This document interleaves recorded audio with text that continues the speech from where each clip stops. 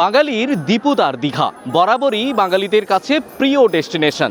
আজ বড়দিন, সকাল থেকেই পর্যটকদের ঢল নামতে শুরু করেছে ওল্ড দীঘা থেকে নিউ দীঘা।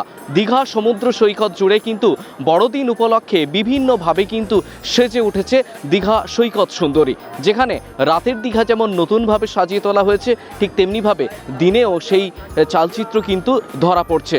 সকাল থেকে প্রচুর পরিমাণে যেমন পর্যটক দীঘা সৈকত সুন্দরীতে এসে উপস্থিত হয়েছে, অন্যদিকে পর্যটকরা কিন্তু বিভিন্নভাবে পিকনিক স্পটগুলোতে কিন্তু পিকনিকের আনন্দের মুড়ে মেতেছে।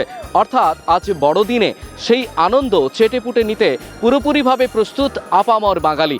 অন্যদিকে পর্যটকরা কিন্তু সমুদ্র স্নানে নেমেছে। আমি আমার ক্যামেরা পার্সনকে দেখাতে বলবো, পুরোপুরিভাবে সেই চিত্রটা কিন্তু ধরা পড়ছে। ওল্ড দীঘা থেকে নিউ দীঘা পুরোপুরিভাবে পিকনিকের মুড়ে বলা যায় যে বাঙালি। স্বাভাবিকভাবে পর্যটকদের যে সমুদ্র স্নান, অন্যদিকে পিকনিক, পুরোপুরিভাবে সকাল থেকেই সেই চিত্র বারে বারে আমরা কিন্তু দেখাচ্ছি। স্বাভাবিকভাবে বাঙালির প্রিয় যে ডেস্টিনেশন দীঘা বরাবরই যে সুন্দর থাকে, বরাবরই কিন্তু সেজে উঠেছে নতুনভাবে। বড়দিনে নতুন আকর্ষণ, নতুন চালচিত্র, নতুন ভাবনা নিয়ে দীঘা কিন্তু সেজে উঠেছে বাঙালিদের কাছে। শুধু বাঙালি পর্যটক নয়, দেশ বিদেশের বহু পর্যটক আজ এসে উপস্থিত হয়েছেন দীঘা সৈকত সুন্দরীতে। সকাল থেকেই পুরোপুরিভাবে পিকনিক মোড়ে রয়েছে দীঘা সৈকত সুন্দরী। যেহেতু প্রায় কয়েক লক্ষ পর্যটক এই দীঘা সৈকত শহরে এসেছেন, তার জন্য বিশেষ নিরাপত্তা ব্যবস্থার আয়োজন করা হয়েছে দীঘা পুলিশ প্রশাসনের তরফ থেকে। অন্যদিকে পূর্ব মেদিনীপুর জেলা পুলিশের তরফ থেকে বিশেষ নিরাপত্তা বলয় রাখা হয়েছে। স্বাভাবিকভাবে দীঘা তার নতুন রূপে, নতুন আবহে বরাবরই নতুন সাজে সেজে উঠেছে বড়দিন উপলক্ষে। আচ্ছা, তোমার নাম কি? আজকে কি সেজেছো তুমি?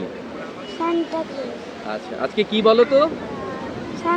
আজকে বড়দিন, যিশু খ্রিস্টের জন্মদিন। আচ্ছা, আজকে কোথায় কোথায় ঘুরলে? দীঘা ঘুরেছো আজকে? হ্যাঁ, ভালো লাগছে? আমরা এসেছি হাওড়া বকুলতলা থেকে। আজকে বড়দিনের দীঘা কেমন লাগছে? দারুণ লাগছে, দারুণ।